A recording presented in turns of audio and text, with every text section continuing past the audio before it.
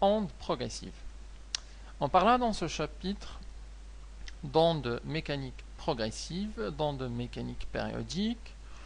On parlera un peu aussi d'ondes sonores, voire d'ondes lumineuses. Et à la fin, un petit aparté pour parler de prisme et du phénomène de dispersion. Alors attaquons par la définition d'une onde progressive. Alors, une onde progressive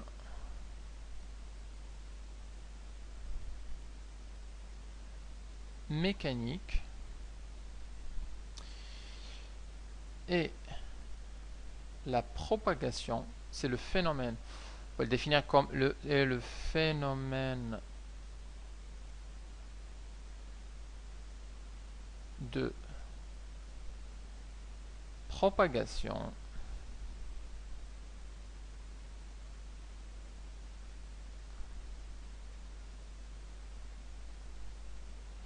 d'une perturbation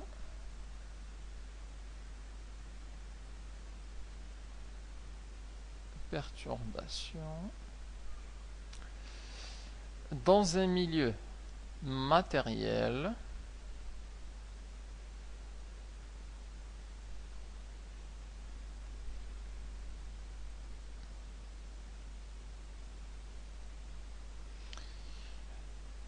avec transport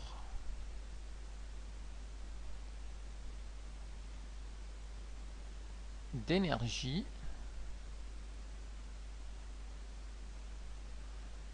et sans transport de matière.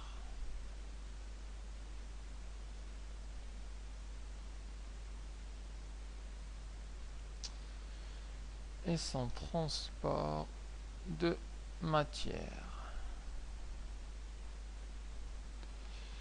Donc on doit retrouver ces différents termes. C'est la propagation d'une perturbation. Il y a un milieu matériel qu'on appellera le milieu de propagation. Il y a du transport d'énergie, mais pas de transport de matière. Alors, quelques exemples.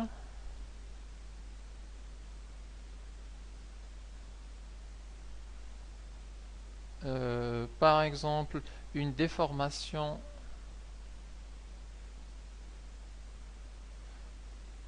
qui parcourt une corde. Parcourt une corde. On pince une corde et puis la déformation qui se propage à travers la corde.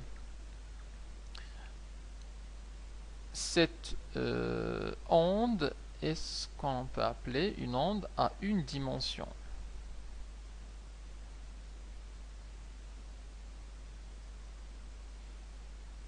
Alors, en indé. On peut aussi trouver des exemples comme une perturbation dans une cuve. Alors, une perturbation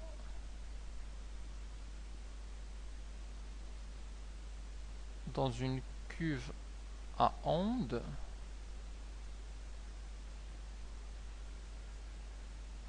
donc une cuve à onde, on a une cuve remplie d'eau et puis on jette une petite gouttelette sur la surface de l'eau et puis on a l'onde qui se déplace dans la cuve. Alors cette perturbation, on voit bien si on fait une vue d'en dessus de la cuve.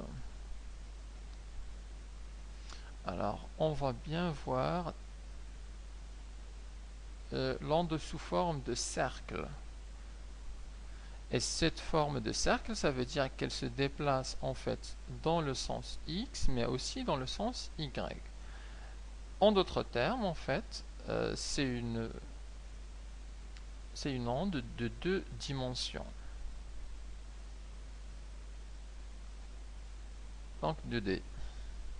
On peut aussi parler des ondes en 3 dimensions. On en connaît 2 types. On a les ondes sonores et les ondes lumineuses qui se déplacent en 3 dimensions, donc dans tous les sens de l'espace, en 3 dimensions, et ici en 3D. Donc voilà quelques exemples. On peut maintenant passer à la nature des ondes. Alors on peut séparer les ondes en 2 types. On peut parler des ondes transversales,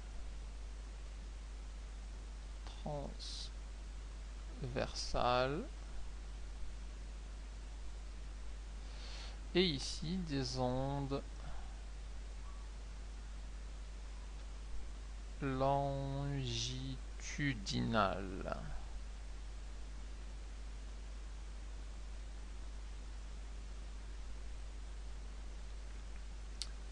Alors, les ondes transversales ont la particularité d'avoir la direction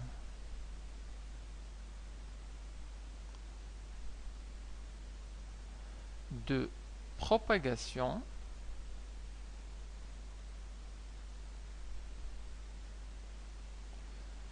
qui est perpendiculaire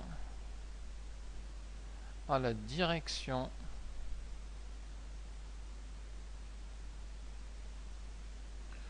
de déformation.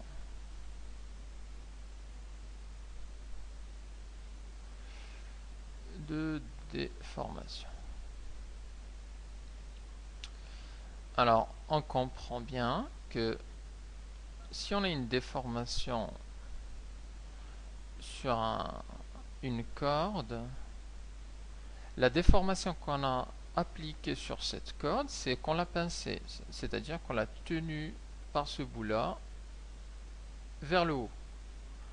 Donc la perturbation ou la déformation de cette corde, c'est une déformation dans le sens en rouge, qui est la déformation. Une fois qu'on a appliqué cette déformation, qu'est-ce qui se passe? Cette déformation, elle ne reste pas fixe, mais elle se déplace. Elle va se déplacer au travers de la corde. Donc, en particulier, elle ira soit à droite, soit à gauche, dans un sens ou dans un autre, mais par contre, elle aurait cette direction de propagation qui est en vert. Et on remarque que pour une corde, alors, onde sur une corde, alors pour ce type d'onde, que la direction de propagation est perpendiculaire à la direction de déformation, et donc c'est ce qu'on appelle une onde transversale. On en connaît un autre exemple, c'est l'exemple de la cuve à ondes. Donc les ondes dans une cuve à ondes,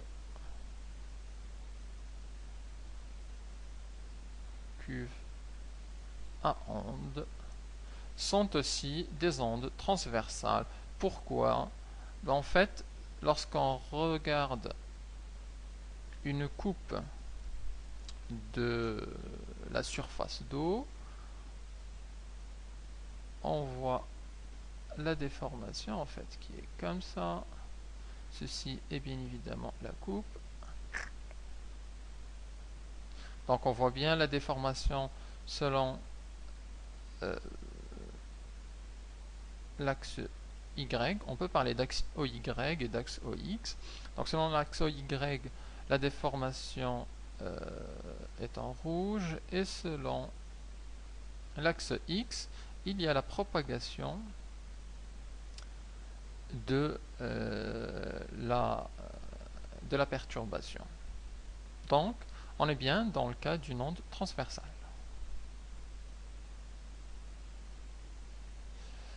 Le deuxième type d'ondes, ce sont des ondes longitudinales. Alors, ces ondes-là ont leur direction de propagation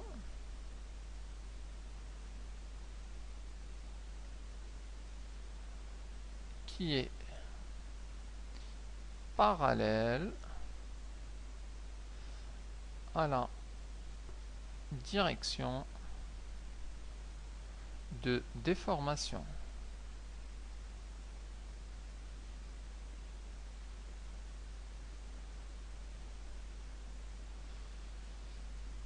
Un exemple, je donnerai un exemple simple sur un ressort. Alors, si on prend un ressort et qu'on pince, en fait, je vais les pincer ici, je pince quatre portions. Alors, les autres, oups. Alors, bon, on va le faire en mieux. Comme ça. Et on va pincer ici les quatre. Que ce soit bien visible. Et ensuite, le ressort, ça continue. Donc là, en fait, c'est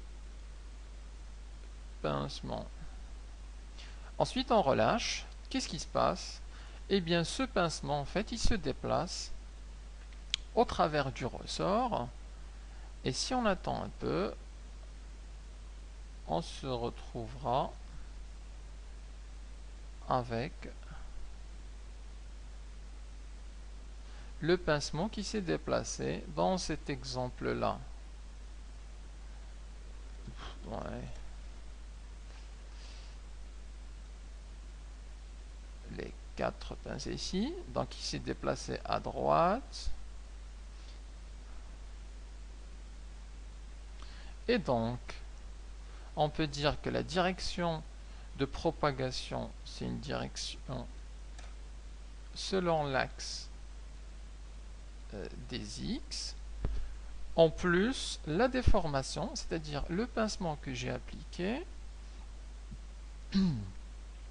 est aussi en rouge, parallèle à la direction de déformation. Donc, dans ce cas-là, on appelle cette onde-là une onde longitudinale. D'autres exemples, on a d'autres exemples typiques. C'est une onde sonore qui, dans ce cas-là, on a un phénomène de surpression et dépression de l'air. Donc, surpression et dépression de l'air.